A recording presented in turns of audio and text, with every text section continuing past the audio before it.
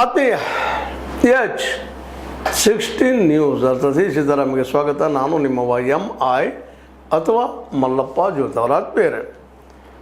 ನಮ್ಮ ಯುವಕರ ಅದರಲ್ಲೂ ಜಿ ಅದರಲ್ಲೂ ಮುಖ್ಯವಾಗಿ ನೀಟ್ ಮತ್ತು CBSE ಈ ವಿದ್ಯಾರ್ಥಿಗಳು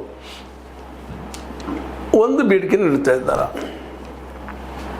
ಈ ಪರೀಕ್ಷಾ ಹಗರಣಗಳು ಗೊತ್ತದ ನಿಮ್ಗೆ, ನೀಟ್ ಆಗಿರ್ಬೋದು, ಇನ್ನುಳಿದ ಎಕ್ಸಾಮ್ಗಳಾಗಿರ್ಬೋದು, ಪ್ರಶ್ನೆ ಪತ್ರಿಕೆ ಲೀಕ್, ಅದರ ಜೊತೆಗೆ CBSE ಸಿಲೆಬಸ್ದ 3 ಭಾಷೆ ಪ್ರಾಬ್ಲಮ್ಮು, ಮತ್ತೇನು ಅದೇ ಕಾಲಕ್ಕೆ ಕ್ವಶನ್ ಪೇಪರ್ ಲೀಕ್ ಆಗಿದ್ದಾಗಿರ್ಬೋದು, ಇವೆಲ್ಲನೂ ಕೇಳಿಕೊಂಡು CBSE ಮತ್ತು ನೀಟದ ವಿದ್ಯಾರ್ಥಿಗಳು ಇವತ್ತು ಒಂದೇ ಪಾಯಿಂಟ್ ಪ್ರೋಗ್ರಾಮ್, ನಮಗೇನಿಲ್ಲಪ್ಪ ಈ ವ್ಯವಸ್ಥೆ ಬದಲು ಮಾಡಿರಿ, ಜೊತೆಗೆ ಮೊದಲು ಮಾಡಬೇಕಾಗಿದ್ದ ಕೆಲಸ ಏನಪ್ಪ ಅಂತಂದ್ರೆ ಧರ್ಮೇಂದ್ರ ಪ್ರಧಾನರನ್ನು ರಾಜೀನಾಮೆ ತಗೊಳ್ಳಿ ಅಂತೇಳಿ ಜಂತರ್ ಮಂತರದಲ್ಲಿ ನಿರಂತರವಾಗಿ ಹೋರಾಟ ಮಾಡ್ತಾ ಇದ್ದಾರೆ. ನಮ್ಮ ಜಿ ಅಥವಾ ನಮ್ಮ ಕಾಕ್ರೋಚ್ ಜನತಾ ಪಾರ್ಟಿಯ ಜನ, ಅದರಲ್ಲೂ ಅಭಿಷೇಕ್ ದೀಪ್ಕೆ ಅಂತೂ ಲೀಡರ್ಶಿಪ್ ತೆಗೆದುಕೊಂಡು ಹೋಗ್ತಾ ಇದ್ದಾರೆ. ಅದಕ್ಕೆ ವಿರೋಧಗಳು ಬರ್ತಾ ಇದ್ದಾವೆ, ನೀವು ನೋಡ್ತಾ ಇದ್ದೀರಿ, ಕೇಳ್ತಾ ಇದ್ದೀರಿ.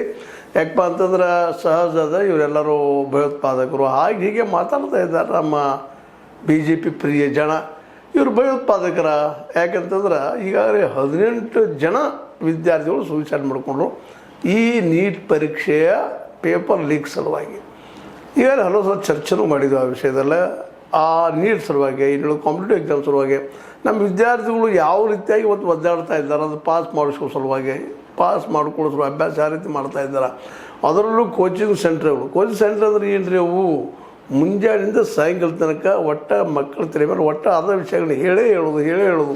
ಈ ಕ್ವಶನ್ ಬರ್ಬೋದು, ಆ ಕ್ವಶನ್ ಬರ್ಬೋದು, ಇದನ್ನು ಓದ್ರಿ ಎಲ್ಲ ಮಾಡಿರಿ ಅಂತೇಳಿ ವರ್ಷಗಟ್ಟಲೆ ಅವ್ರನ್ನ ತಲೆ ತಿಂದು ಬೆಳಿಗ್ಗೆ ಶುರು ಆಯಿತು ನೀಟ್ ಕ್ಲಾಸ್ಗಳು, ರಾತ್ರಿ ತನಕ ಶುರುನ ಹಂಗೆ. ನಿಜವಾಗಿ ಇವತ್ತು ಏನಾಗಿಬಿಟ್ಟದಪ್ಪ ಅಂದ್ರೆ ನಮ್ಮ ದೇಶದಲ್ಲೇ ಯೂನಿವರ್ಸಿಟಿ ವಾತಾವರಣ ಹೋಗಿಬಿಟ್ಟದ್ರೆ, ಶಿಕ್ಷಣ ವಾತಾವರಣ ಹೋಗಿಬಿಟ್ಟದ್ರಿ. ಎಲ್ಲ ಕಾಂಪಿಟೇಷನ್ ಲಘು ಆಗಬೇಕು, ಅಧಿಕಾರ ಹಿಡಿಬೇಕು, ಉದ್ಯೋಗ ಹಿಡಿಬೇಕು ಅಂತೇಳಿ. ಸ್ವತಂತ್ರವಾದ ಮೀಡಿಯಾಗೆ ಬೇಕಾಗಿರುವುದು ಸ್ವತಂತ್ರ ಧ್ವನಿ. ಆ ಸ್ವತಂತ್ರ ಧ್ವನಿ ಉಳಿಸಲು ನೀವು ಮಾಡಬೇಕಾದದ್ದು ಇಷ್ಟೇ. ಅದೇನಪ್ಪಾ ಅಂತಂತಂದ್ರೆ ನಿಮ್ಮ ಕೈಲಾದಷ್ಟು ಸಹಾಯ ಈ ಚಾನಲ್ಗೆ ಮಾಡಿ ಹಾಗೂ ನಿಮ್ಮ ಧ್ವನಿಯನ್ನು ಕಾಪಾಡಿಕೊಳ್ಳಿ.